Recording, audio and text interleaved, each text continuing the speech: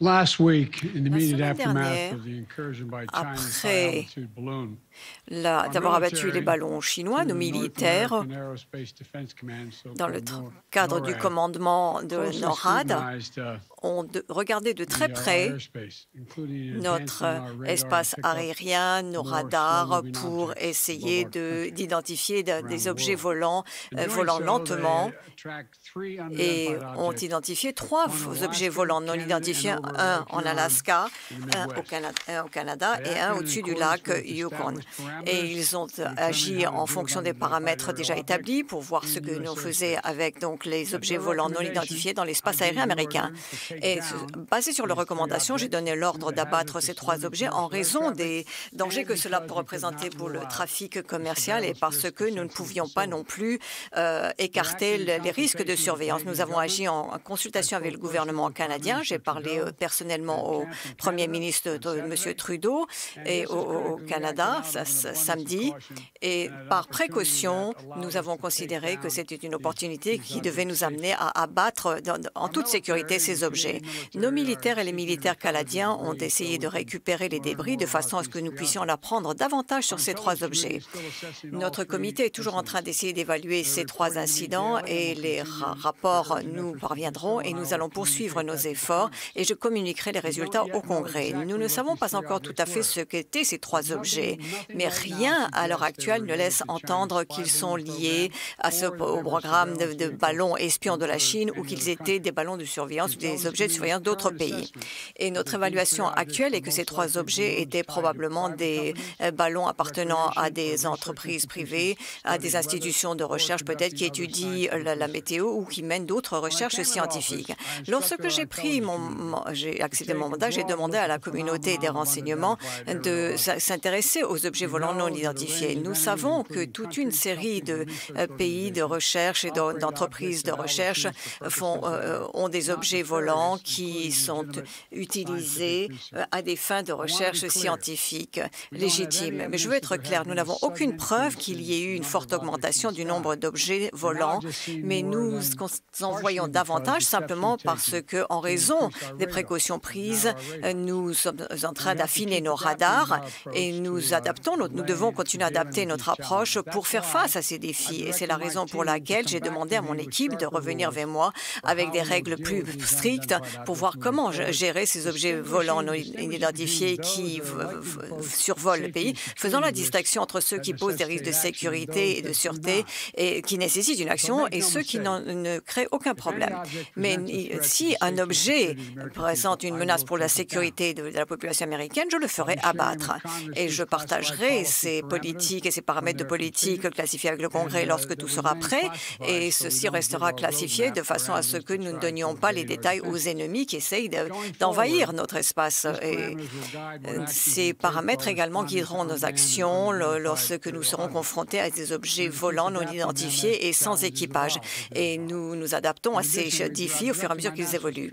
Et nous demandons également de développer les efforts du gouvernement pour nous assurer que nous pouvons gérer en toute sécurité les objets qui sont dans notre espace aérien. Tout d'abord, nous allons établir un inventaire des objets volants sans équipage au-dessus des États-Unis qui volent dans notre espace aérien et nous assurons que cet inventaire est à jour et accessible. Deuxièmement, nous allons mettre en place davantage de mesures pour améliorer notre capacité à détecter des objets volants sans équipage dans notre espace aérien. Troisièmement, nous allons mettre à jour les règles et règlements pour le lancement et la maintenance d'objets sans équipage dans les cieux au-dessus des États-Unis. Et quatrièmement, nous allons faire des efforts pour établir dans mon secteur des normes internationales dans cet espace largement non réglementé. Et ceci devrait permettre des cieux plus sécurisés pour les voyageurs, nos militaires, nos scientifiques et également pour les gens sur Terre.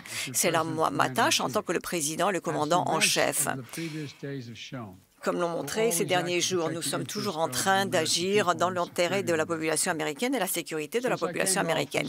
Depuis que j'ai accepté mon mandat, nous avons développé nos capacités à étudier des ballons dans l'espace aérien liés aux militaires chinois. Et lorsque un de ces ballons est entré dans notre espace aérien, au début de ce mois, j'ai donné l'ordre de l'abattre dès que l'on pourrait le faire en toute sécurité.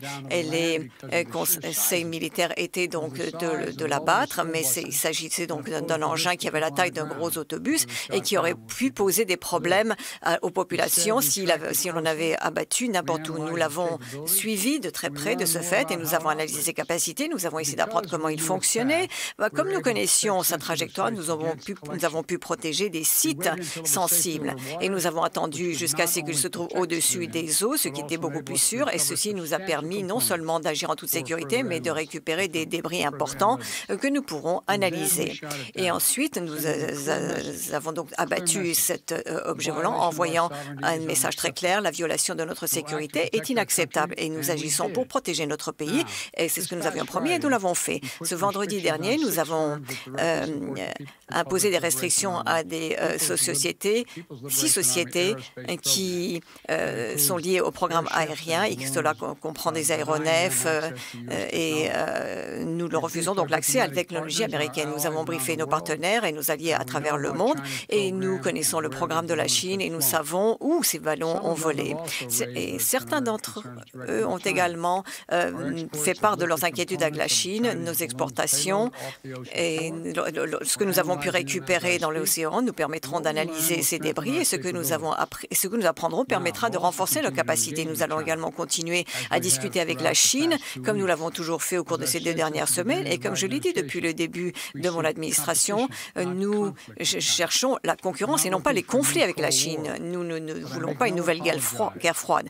Mais je n'accepterai aucune excuse et je ne ferai aucune excuse. Et nous allons continuer, nous allons gérer cette concurrence de manière responsable, de façon à ce que cela ne dégénère pas en conflit. Et d'où l'importance de maintenir des lignes de communication ouvertes entre nos diplomates, nos militaires. Et nos diplomates vont discuter plus amplement et je resterai en communication avec le président Xi. Et je vous remercie pour le travail qui a été mené par nos professionnels des renseignements et nos diplomates ces dernières semaines, qui prouvent que nous sommes, une fois de plus, que nous avons le plus de capacités dans le monde.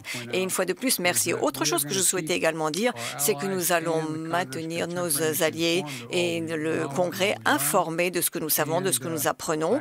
Et je m'attends à pouvoir parler au président Xi et j'espère que l'on pourra discuter de la question à fond. Et je ne ferai aucune excuse pour avoir abattu ces aéronefs. Merci.